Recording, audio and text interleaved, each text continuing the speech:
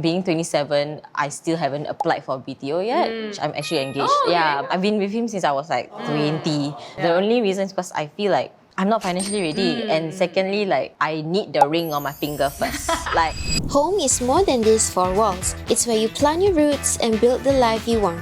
Our Gen Zs are teaming up with a seasoned property agent to break down the burning questions and tough realities of buying a house in Singapore. Everyone will take turns to have a spin and open the bowl in front of them, which contains a question and a surprise snack. Will they speak their mind or take a step back? Welcome to Open House. Hi everyone, I'm Celia, I'm 24 and I'm a graphic designer. Hi everyone, I'm Vivian, I'm 29 this year and I'm a real estate agent. Hi, I'm Suri, I'm 27 this year and I'm a producer. So. Oh, you can go first. Oh, is it? Okay. That's how it goes. Okay. So do I spin it first? Yes. Would you stay with your parents until you are 35 just to save money? Oh, the snacks looks good actually. Yums. Just to save money is not exactly the main reason I would stay with my parents. If I'm single, yeah, sure, why not? For me, my priorities are a little bit different because I have a partner and we do plan to get a house in the future together. So what I value more is like privacy and alone time with my partner. So if possible, I would like to have a space with my partner so we can spend time together. For me, I'm married, so I've been married for 2 years, and interestingly, my husband has moved in with my family. Nice. The plan is to stay with family for a while, maybe even till up to age 35. One key thing is as long as you have the luxury of space, I think there's a very big bonus where you still get your privacy, but yet I think the financial freedom part to me is also a bonus. But I think more importantly is that I see myself cherishing moments with my family as I stay together with them. Yeah. It looks dubious. What's that? I think it's sour plum, I think. Would you rather rent for life or service your mortgage debt till 65? I know sometimes people don't want to stay in a HDB, for example, they want to stay in like shop houses, they're out for rent, something like that. If you have the income to sustain that kind of life, then that's great. But personally for me, like, I'm not that rich. So I'm okay to service my mortgage debt till like I'm 65. I think that is a more general route for Singaporean. I guess depending on where you rent as well, because like maybe the kind of like apartments that are available these days might be very small or like it doesn't meet your requirements. Yeah. So I think having to hunt for that right house to rent for yourself like will tire you out. So I would rather pay for the mortgage as well. Yeah. A lot of people think that paying mortgage is the same as paying rental. It's not very true because when you pay mortgage, right, a portion of the component of the mortgage actually goes into this thing called principal. So principal and interest goes to the bank and you cannot get it back. So there's also technically a cost. But principal, actually what we call it is a form of forced savings. So at the age of 65, right, what you will have is actually a fully paid property. And at any point of time, whether it's 65, 75, you choose to sell it off, you can fully cash it out and the money comes back to you. Oh wow, I just never thought that deeply. For myself, to be very honest, I'm actually renting at the moment. So for me, my strong reason is because I'm in the midst of rebuilding a house, and also we bought a property that is still under construction. I am servicing both mortgage and also rental, but for a stronger need and reason. Yeah. Oh. Would you want to live in JB or Bali to reduce your cost of living? Gen Z, sure, YOLO. Oh my god. Bali 1 year. Why not? Yeah, I do like going to JB, but Okay. Bali is just more, chill. I feel so safe and comfortable here that I actually never think about moving overseas to live. But I guess if I had to choose, maybe I'll choose Bali, for the chill vibes, Yeah. For me, my job requires me to be in Singapore because it involves property viewing. So if I'm not physically around, it might be a bit tough. If you were to live in JB or Bali, what's an acceptable income, like a remote pay that you would accept? Wow. The cost of living there is probably like maybe at least a third lower. So the bare minimum I would go, maybe it's like 2,500 Sing dollars. Okay. Yeah, I think that's like a very comfortable range for me to be able to live overseas. I think for myself, I guess 3.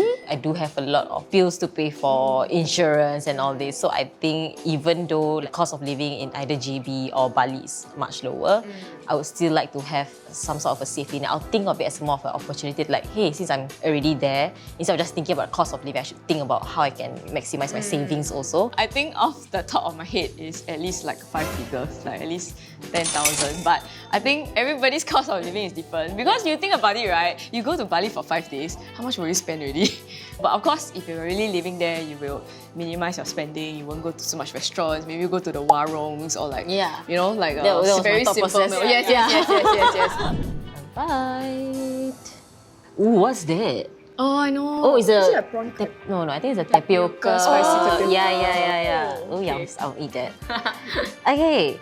When is the right time to buy your first house? I'll probably like get it in around my age right now. Because I'm with my partner for 2 years, then we do plan to get engaged like next year.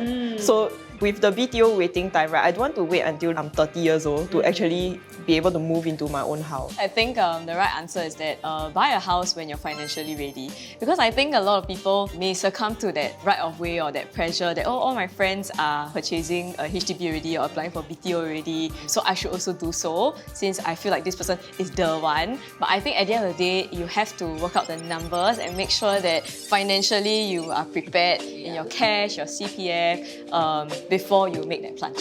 I'm actually engaged. Yeah, I've been with him since I was like 20. So being 27, I still haven't applied for BTO yet. The only reason is because I feel like I'm not financially ready. And secondly, like I need the ring on my finger first. Like I've seen a lot of couples go get BTO and then the relationship just breaks and then there goes your first time balloting and everything. So for example, if you're very young, you and your partner are not doing so well, but because you think, okay lah, got BTO, let's just push for it. And people use BTO like a plaster for their relationship. I just felt like, nah, like I need that strong commitment first and then I'll think about the house later. Yeah. Let's go. Okay. Same. Would you reject your dream house over bad feng shui? My fiance himself, he did some feng shui stuff. Like his parents did get like some feng shui guy to come do stuff. Not say like it's not true, but I don't see any effect on his life. But in my opinion, it's like, wow, dream house like nah man, like we'll make it work. I'll manifest the feng shui to go away. Like I don't care. Put more crystals around the house, I'll put crystals, I put anything man. Like something's gonna go my way, I'll make it happen. It's my dream house. I will reject the house, for example, due to the common feng shuis that people believe in. For example, people will tend to avoid properties that are T-junction. But I think the reason why I will avoid it is because eventually it might be tougher to sell or offload the property. If you find out it's a nightmare neighbour, what would you do? I'll become a more nightmare neighbour. I'll make sure that nightmare neighbour gets. Fight fire with fire, man. Yeah. Wow, actually, this would ruin my life. If it's a dream house, but someone is terrorizing me, obviously I'll do my best to like settle this with the police or something. But should the situation not improve lah, I think I'm happy to exit because it's just gonna cause me stress and I don't need to be stressed in my dream home. And it's a place that you're supposed to feel safe, but you don't feel safe in the only safe space that you have. So I will eventually move out also lah. Just search for somewhere that can do my mental health better, you know. Why are people so obsessed with upgrading BTO to condo to landed? Please answer that for us because I'm not obsessed with that idea. I don't have an answer for you. Oh, it's the joke candy you can share. Yes, let me have some of that. We talk about Asian culture. Everyone's all about hustling. It's a very fast-paced world here in Singapore. And I think with that, everybody always consistently strives for better. We get a lot of couples, young families, where they plan even for the fact that moving from a HDB to a private property, it allows them to give their children facilities. So it's not just an upgrade of assets, but also upgrade of lifestyle. They also think based on a few things, retirement as well as legacy planning, where eventually they can pass it down to their children. Oh, that makes sense, Never thought about it that way. I was like, oh, you have it forever. I did not know that. Oh yeah, nice biscuits again. Does location really matter in Chinese Singapore? Yes. Definitely. Yes. Yeah. I mean, you know how like different like estates have like different stigmas to it. Like, you know, Yishun is a crazy town. You know, Jurong is just like, oh, who are they? Yeah. You know, like Woodlands are like, might as well just go JB, that kind of stuff. So I think like that location does matter to me personally. Mainly because of like commuting to work. Yeah, I think about convenience a lot. I live in Yishun lah. So I live in Yishun. Yeah, and going up, like I have a market just downstairs where I do my hair, my nails. That convenience really, I'm used to it. If I'm planning to go to a new house, I think about what are the amenities around me. For me personally, living close to my parents is very important for me as well. Because I want to be able to visit them often. My boyfriend lives in Yishun. And I live at Harbourfront. So we are like the opposite. Oh my god! Yeah, opposite. So every time we want to travel to each other's house, right, it's like 1.5 hours. Yeah, it's like journey to the east, you know, really. My fiance lives in Jurong and I live in Yishun. So it's also a bit of a distance, but he rather stay in Yishun. That's Okay. Sorry, Jurong. It's been a real hard one. How much would you spend to make your home IG worthy?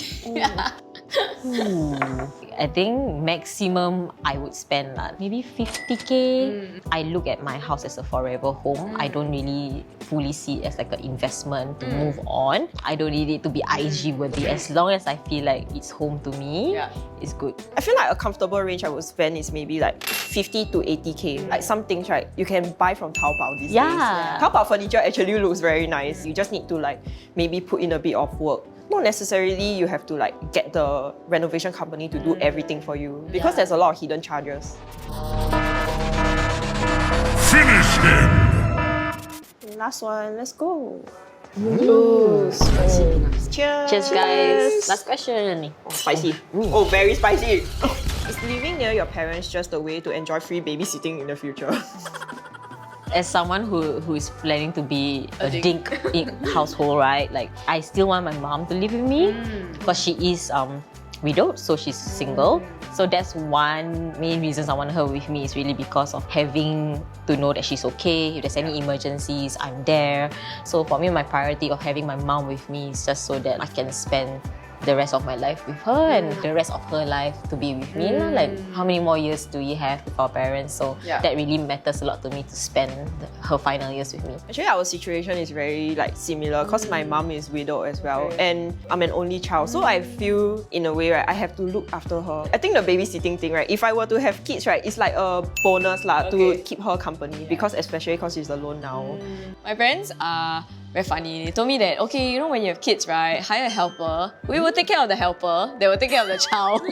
There's a system to it. So, of course, it's like not all parents in Singapore are very okay to take care of your child, you know, because they may have their life also. Let's say hypothetically you got married or gonna get married to someone and this partner doesn't want to move in with your family. Ooh. How will that work? This is a very tough question. If a partner says like, oh, I'm not comfortable to live with you, it's like, okay, bye. You know, like. So bye to the partner. Yeah, bye to the partner. Okay. So that's a deal breaker for you. That's a deal breaker for me. I wouldn't leave my partner, but more like we will find a common ground towards it. That's why I wanted to like find a location where I can live near my mom. If of course it's like he doesn't like my family, then of course it's a deal breaker to me. But I think if it's him not wanting to live with my family or asking questions logically, like why, and I think I can find common ground like you say and maybe meet in the middle where we live somewhere nearby but not together, because living nearby and together is two very different things. Living with family definitely has its pros, also definitely has its cons, but I think with a partner, always be logical, talk it out, and if it's a more logical reason, I think I'm willing to accept. But if it's a more emotional reason of like him not liking my family, to me it might be a deal breaker as well. So it's finding common ground lah. I think that's key. Well, now I sound like it. No, kidding. No. I think different circumstances. So has this experience shifted your thoughts in any way? I think that coming here, speaking to two younger Gen Zs today, it did definitely shift my perspective a little bit. Firstly, with regards to home ownership, I'm surprised that, you know, in their mindset is that natural progression of assets is not as straightforward to them, and I'm glad that we had this conversation today. And the second thing that has enlightened me a little bit is their deep roots to their family, because no offense to all Gen Zs, but you know, some of them are just YOLO and anyhow, but for them, they are very, very deep rooted to their family, and I think that this is something that's nice, that they uphold good family values. After speaking to Celia as well as Vivian, I have a new perception of possibly upgrading from like HDB to like private and like condo, stuff like that. Not saying that I changed my mind. It seems like a more possible goal to have, but I'm still a HDB person. The question of going into private is more of what kind of lifestyle I want. Talking to Sari and Vivian, right, I realized that we have very similar like family values of wanting to like be near our family members, especially when they are like growing older and like retiring already. Like Vivian is planning to build a multi-generational home, and it's something that never really crossed my mind before as well. So seeing like the different perspectives of like how they want to be able to take care of their family, living near them, and like maybe planning a multi-generational family, building homes according to like their family needs and stuff is very like unique and interesting to me lah. Yeah.